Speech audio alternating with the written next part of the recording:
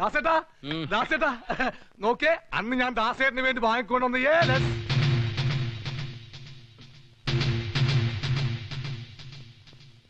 അപ്പുറത്തെ തെങ്ങിൻ ചോട്ടി കിടക്കുന്നത് കണ്ടു, ഞാൻ എടുത്തോണ്ട് വന്നു. ഇന്നാ കെട്ടിക്കോ കെട്ടിക്കോ. ഏലസോ? ഏത് ഏലസ്? ഞാൻ ഏലസ് കെട്ടാറില്ലല്ലോ. കൊണ്ടുപോടാ കൊണ്ടുപോ. എന്താ അത് ദാസേട്ടൻ എന്തോ ജപിച്ച് കേട്ടാണെന്ന് പറഞ്ഞ് എന്നെ കൊണ്ട് വാങ്ങിപ്പിച്ചതാ. ആ പേരിലേക്ക് 10 രൂപയും തന്നു. ഇത്ര പെട്ടെന്ന് ചേട്ടൻ മറന്നുപോയത്? കള്ള റാസ്കൽ, ഒറ്റ അടി വെച്ചല്ലോ. നുണ പറയുന്നോ? എപ്പോഴാ ഞാൻ നിന്നോട് ഏലസ് വാങ്ങാൻ പറഞ്ഞേ?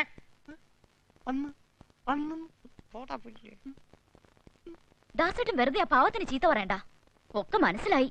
എന്താ കാര്യം? അന്ന് രാത്രിയിൽ ഉറക്കത്തിൽ ശ്രീകുട്ടി ആരോ ഉപദ്രവിക്കാമെന്നു പറഞ്ഞില്ലേ? അയാളുടെ കയ്യിൽ ഒരു രക്ഷ കെട്ടിയിട്ടുണ്ടായിരുന്നെന്നും ശ്രീകുട്ടി പറഞ്ഞു.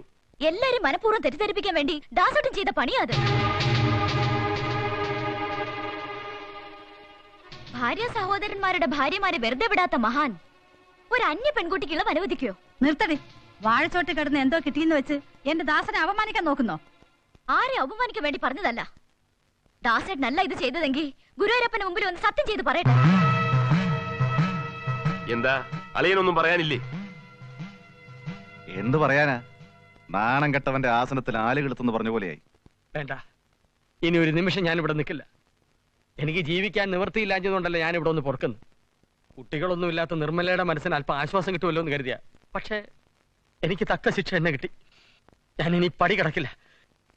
എനിക്ക് തൃപ്തിയായമ്മേ.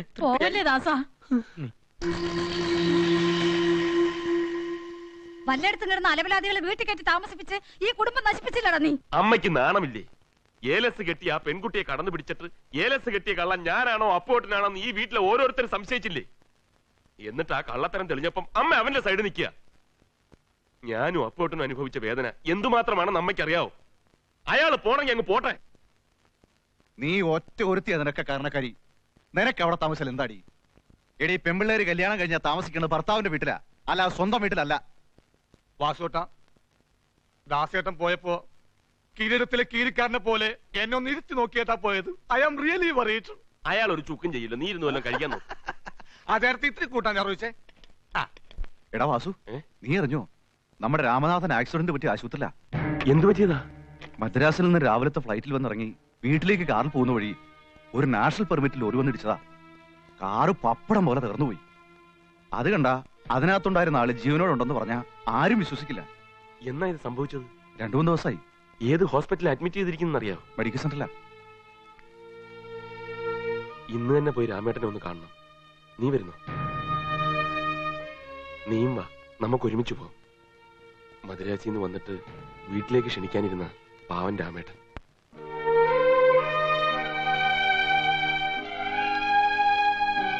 രാമേട്ട,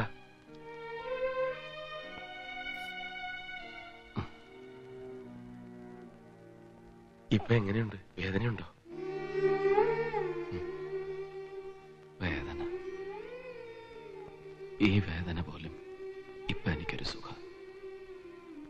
വല്ലാത്തൊരു നിർവൃതിയ ഞാൻ ഇപ്പൊ അനുഭവിക്കുന്നത്.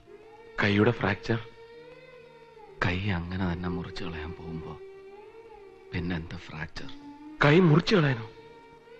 ചെയ്തു കൂട്ടിയ തെറ്റുകളുടെയൊക്കെ ഫലം അനുഭവിക്കാതെ തരവില്ലല്ലോ.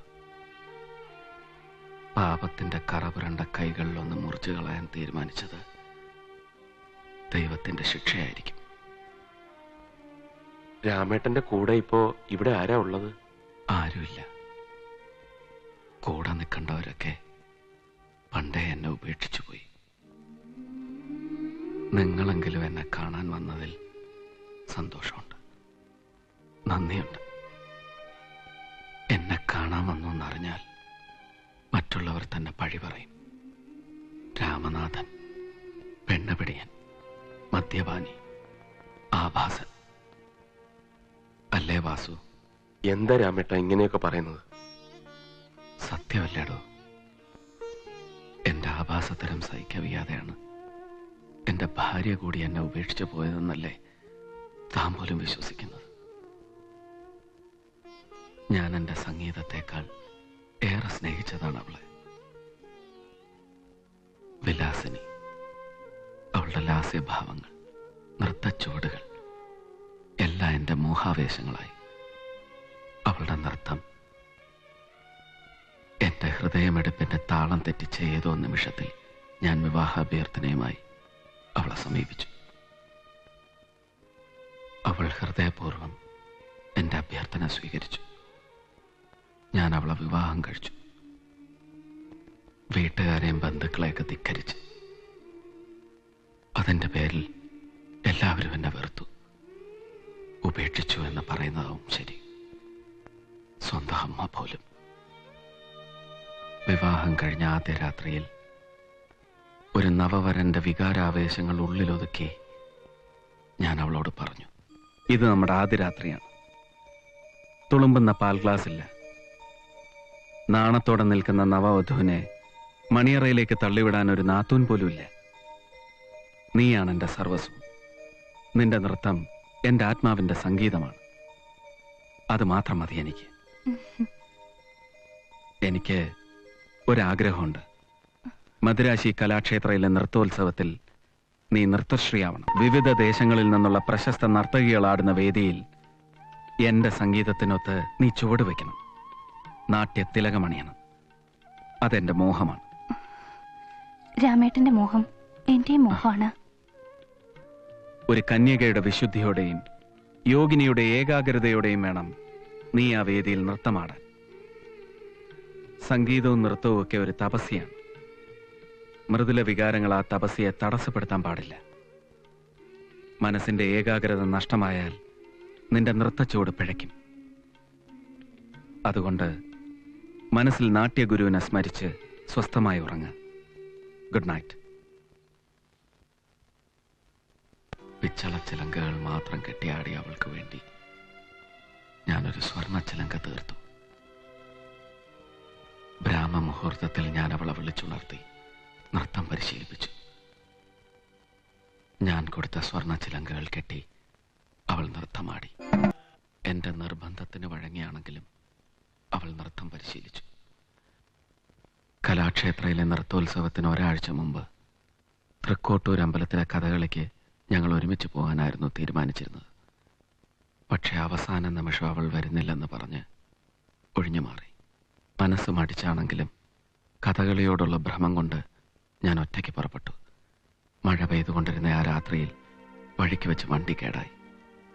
വണ്ടി ഉപേക്ഷിച്ച് ഞാൻ വീട്ടിൽ കയറി ചെന്നപ്പോൾ കണ്ടത് എന്റെ കിടപ്പറയിൽ കിടക്കുന്ന എന്റെ ഭാര്യയും അവളുടെ കാമുകനെയുമായിരുന്നു. ഞാനല്ലാതായി. ഒടുവിൽ ഞാൻ സമ്മാനിച്ച സ്വർണ്ണച്ചിലങ്കകൾ എന്റെ മുഖത്തേക്ക് വലിച്ചെറിഞ്ഞ് അവൾ അവളുടെ കാമുകനോടൊപ്പം ഇറങ്ങിപ്പോയി. രാഗതാളങ്ങൾ നിറഞ്ഞ എന്റെ ജീവിതത്തിന്റെ താളപ്പിഴ അവിടെ ആരംഭിച്ചു. പിന്നെ എനിക്ക് വാശിയായിരുന്നു. സുന്ദരികളായ കലാകാരികളെ വശീകരിച്ച് ഞാൻ എന്റെ ബംഗ്ലാവിലേക്ക് കൂട്ടിക്കൊണ്ടുവന്നു. ഓരോ രാത്രിയിലും അവരെന്റെ കിടക്കറ പങ്കിട്ടു. ഞാൻ എന്റെ ജീവിതത്തോട് തന്നെ പകരം വീട്ടുകയായിരുന്നു. പക്ഷേ ഇതിനിടയിൽ ഞാൻ സ്വയം നശിക്കുകയായിരുന്നുവെന്ന് ഞാൻ അറിഞ്ഞിരുന്നില്ല. എല്ലാം കിട്ടിയപ്പോഴും സ്നേഹം എന്താണെന്ന് എനിക്കറിയാൻ കഴിഞ്ഞില്ല. വ്യർത്ഥമായ ജീവിതത്തിന്റെ അർത്ഥശൂന്യത എനിക്കപ്പോഴാ ബോധ്യമായത്. വാസു,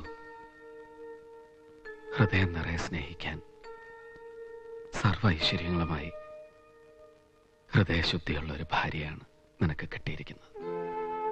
ആ സ്നേഹം മുഴുവൻ അനുഭവിച്ചറിയാൻ മഹാഭാഗ്യം ചെയ്തവനാ നീ. ഞാൻ മരിച്ചാൽ പോലും ആരും എനിക്ക് വേണ്ടി കണ്ണീർ പൊഴിക്കാനുണ്ടാവില്ലെന്ന് എനിക്കറിയാം. ഒക്കെ എന്റെ കർമ്മഫല. ഇപ്പൊ എനിക്ക് വല്ലാത്ത മനസമാധാനവും സ്വസ്ഥതയും തോന്നുന്നു. അതാ ഞാൻ നേരത്തെ പറഞ്ഞത്, ഈ വേദന പോലും സുഖകരമായൊരു നിർവൃതിയാണ് എനിക്ക്.